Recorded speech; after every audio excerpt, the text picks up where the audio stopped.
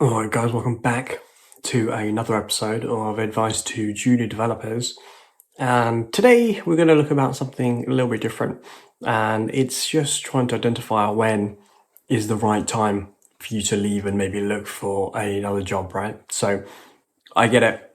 Market's tough right now. You know, there aren't as many jobs around as there once was. And, you know, if you just open up LinkedIn or the news and you'll see loads of redundancies and stuff like that happening at the moment. And this is a bit of an outlier to what we've had in the last couple of years. I know we've had like intense hiring, but still, you know, one thing to emphasize is there still are opportunities available there.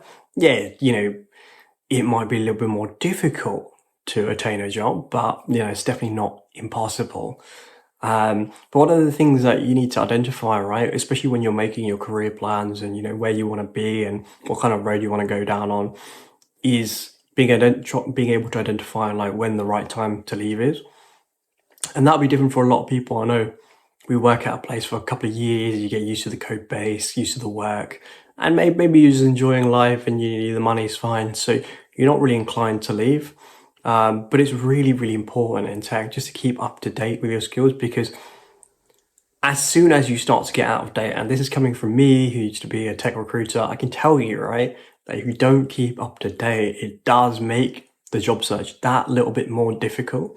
And then of course they can add to extra stress, right? If you get made redundant for whatever reason, then that job search becomes even more challenging than it once was.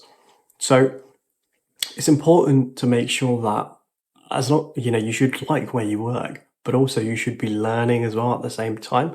And it's not possible, I get it, right, to work on like greenfield opportunities all the time, right? That kind of will not happen all the time, right? But you should be able to give an like an opportunity to upskill, to train, you know, to learn those new skills so you can keep up to date, so that, you know, if and when the time comes, you can then jump ship.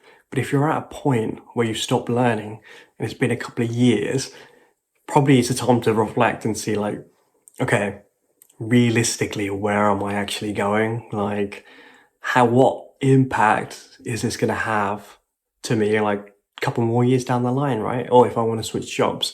And at that point in time, I think it's good to just put the feelers out, you know, maybe send a couple of job applications out, see how it goes, start a few interview processes, and you'll be able to gauge like whether you can switch or not. And if you do get like an offer, you know, definitely consider it and maybe go and make that change that you need to do, because it's a very competitive market as it is tech. It always has been, right? But if you keep being given that opportunity to increase learning and stuff like that, and yeah, sure, you might not be maybe less comfortable in that new role, it's going to benefit you long term, right? And it depends, right, what you want at the end of the day.